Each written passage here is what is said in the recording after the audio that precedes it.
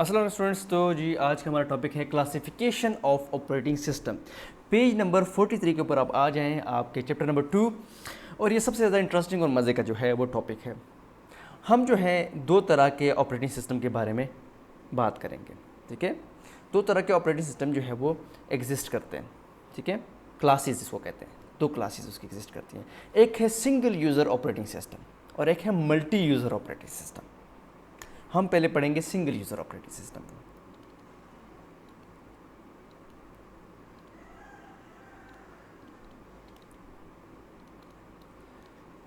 जी, single user operating system क्या है? देखिए, मैं जो विंडोज़ 10 यूज़ कर रहा हूँ ये सिंगल यूज़र ऑपरेटिंग सिस्टम है। विंडोज़ 7 जो है ये सिंगल यूज़र ऑपरेटिंग सिस्टम है। माइक्रोसॉफ्ट जो का डॉस है, जो हम लोग ब्लैक स्क्रीन यूज़ करते हैं, डॉस। ठीक है, याद आया? पीछे हमने किया था, कमांड लाइन पे किया था डॉस। ठीक है, तो वो भी सिंगल यूज़र ऑपरेटिंग सिस्टम है। अब सिंगल यूज़र ऑपरेटिंग सिस्टम का मतलब क्या है? सिंगल यूज़र ऑपरेटिंग सिस्टम का मतलब ये है कि एक टाइम पे एक बंदा उसमें लॉग इन हो सकता है। ठीक है ना, आप अपने कंप्यूटर में एक टाइम पे आप ही लॉग इन हो सकते हैं ना, कोई और तो लॉग इन नहीं हो सकता। तो इस तरह विंडोज़ 10 में आप एक ही बंदा लॉग इन हो सकता है एक टाइम पे ऊपर। ठीक है, तो सिंगल यूज़र ऑपरेटिंग सिस्टम उसको कहते हैं कि अगर आपके पास एक कंप्यूटर सा, मेरे पास लैपटॉप है जिस पर मैं ये वीडियो बना रहा हूँ, इस लैपटॉप पे सिर्फ मैं ही लॉग इन हो सकता हूँ।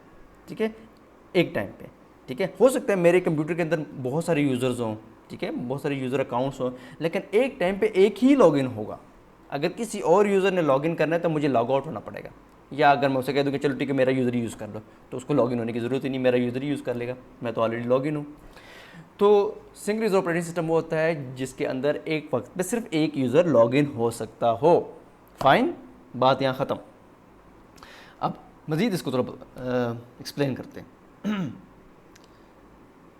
आपके कंप्यूटर जब आप उसमें लॉगिन होंगे, मैंने बताया एक ही बंदा उसमें लॉगिन हो सकता है एक टाइम पे, तो ज़ाहिरी बात है जब आप उसमें लॉगिन होंगे तो सीपीयू जो आपके कंप्यूटर के अंदर प्रोसेसर लगा हुआ है, रैम लगी हुई है, हार्ड डिस्क लगी हुई है, ठीक है, जितना कुछ लगा हुआ है वो तो सिर्फ आप ही यूज़ कर सकते हैं ना, कोई किसी के साथ आप शेयर तो नहीं कर रहे हैं।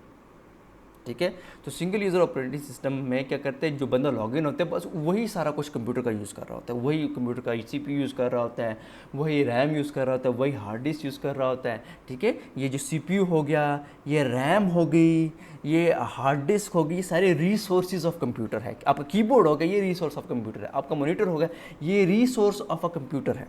फाइन, तो सिंगल यूज़र ऑपरेटिंग सिस्टम में एक बंदा जो है, जो लॉगिन है, वही ये सारा कुछ यूज़ करेगा, किसी के साथ वो शेयर नहीं कर रहा।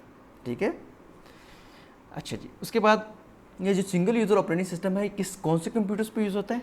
ये माइक्रो कंप्यूटर्स पे यूज़ होता है। ये जो आपके घर में लैपटॉप है ना, ये माइक्रो कंप्यूटर है। आपके पास जो टैबलेट आपके घर में है वो माइक्रो कंप्यूटर है। आपके घर में जो डेस्कटॉप कंप्यूटर है वो क्या है? माइक्रो कंप्यूटर है। जो हमारे पास, जो लोगों के पास, आम लोगों के पास कंप्यूटर, सारे माइक्रो कंप्यूटर कहलाते हैं। ठीक है जी, फाइन, यहाँ ये हो गया।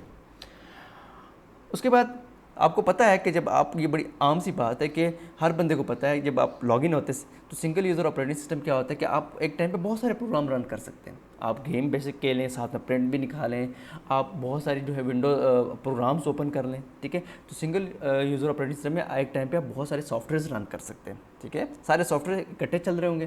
ठीक है, मिसाल के तौर मैंने ये ऑटोडेस्क का सॉफ्टवेयर ओपन किया हुआ है, आपके सामने ओपन किया हुआ है। मैं गूगल क्रोम मैंने ओपन किया हुआ है। ठीक है, तो देखिए गूगल क्रोम एक सॉफ्टवेयर है, ये मैं जिसके अंदर मैं आपको पढ़ा रहा हूँ ये एक सॉफ्टवेयर है। तो मैंने देखिए एक टाइम पे कितने सारे सॉफ्टवेयर ओपन किए हैं। तो सिंगल यूज़र ऑपरेटिंग सिस्टम में आप बहुत सारे सॉफ्टवेयर एक टाइम पे चला सकते हैं, simple easy. Single user operating system जो है वो सस्ता होता है, इसकी कीमत कम होती है। जब आप माइक्रोसॉफ्ट से ख़रीदते हैं तो इसकी कीमत कम होती है। और उसके बाद दूसरी बात है कि ये जो सिंगल यूज़र ऑपरेटिंग सिस्टम होता है, आपको मैंने शायद पहले बताया हो कि आपका ऑपरेटिंग सिस्टम अपनी हार्ड डिस्क पे इंस्टॉल करते हैं। और लेकिन जब आपका ऑपरेटिंग सिस्टम चलता है तो क्या कहता है, वो कहाँ जाता है? चलने के लिए ज़रूरी है कि वो रैम में लोड हो आपका ऑपरेटिंग सिस्टम। ठीक है, तो ऑपरेटिंग सिस्टम रैम में कम जगह लेता है, सिंगल यूज़र ऑपरेटिंग सिस्टम। ठीक है, फाइन। और मैंने बता दिया एक्सपी, विंडोज़ 10 वगैरह ये सारी सिंगल यूज़र ऑपरेटिंग सिस्टम है।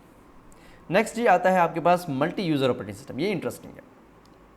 ठीक है जी, तो मल्टी यूज़र ऑपरेटिंग सिस्टम, जैसे कि अब आपको वैसे ही अंदाज़ा हो ही गया हो कि मैं किस तरफ जा रहा हूँ, कि मल्टी यूज़र ऑपरेटिंग सिस्टम वो होता है जो कि एक से ज़्यादा यूज़र जो है वो क्या कंप्यूटर के अंदर एक ही टाइम पे लॉगिन हो।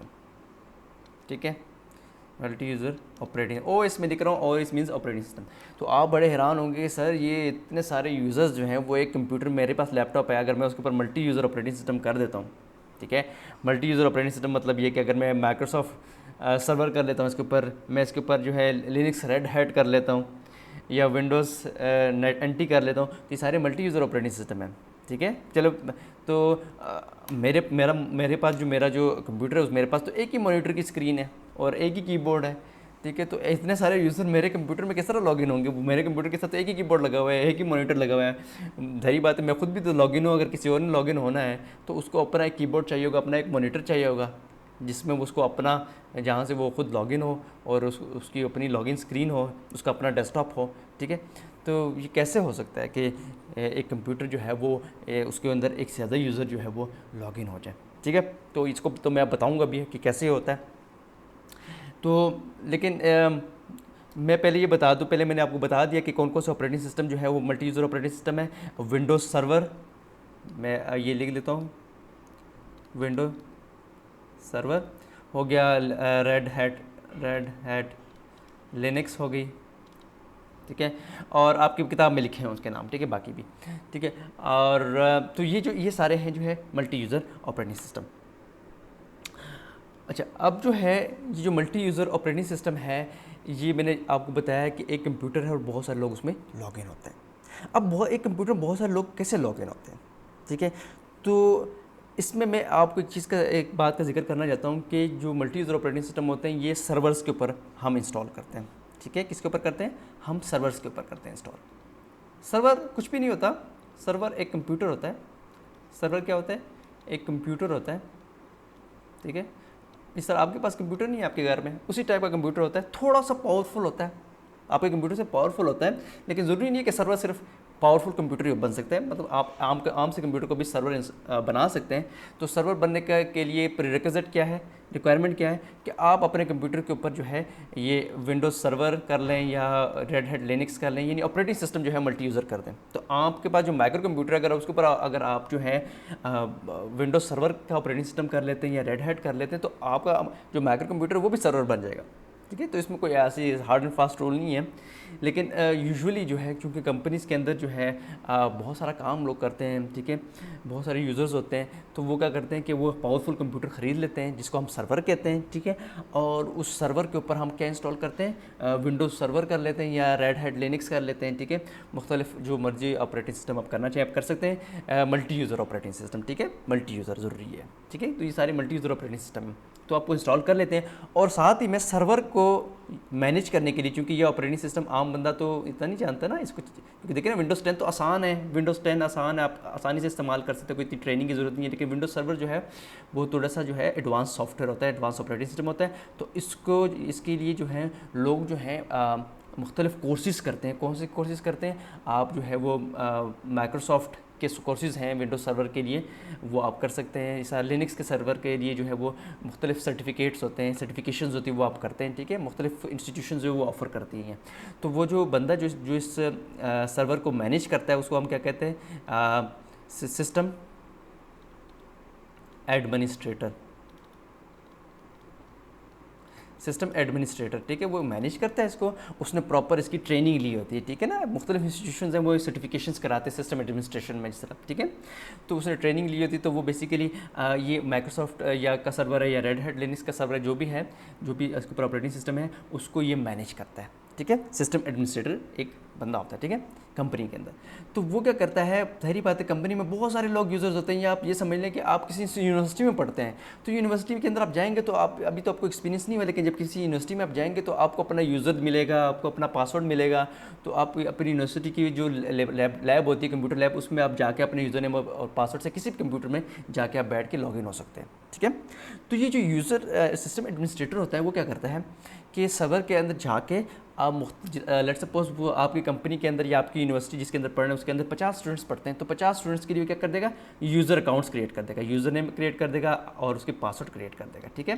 सिर्फ फॉर एग्जांपल अली नाम से यूज़र नेम क्रिएट कर देगा, बिलाल के नाम से यूज़र नेम क्रिएट कर देगा, उनके पासवर्ड भी क्रिएट कर देगा, ठीक है। और यूज़र नेम पासवर्ड क्रिएट करने के बाद ज़रूरी बात है अली को अपना यूज़र नेम दे दिया जाएगा और पासवर्ड दे दिया जाएगा, बिलाल को अपना यूज़र नेम और पासवर्ड इसको दे दिया जाएगा, ठीक है। सबको अपना यूज़र नेम पासवर्ड दे दिया जाएगा। तो कौन क्रिएट करता है यूज़र्स इस सर्वर कंप्यूटर के ऊपर?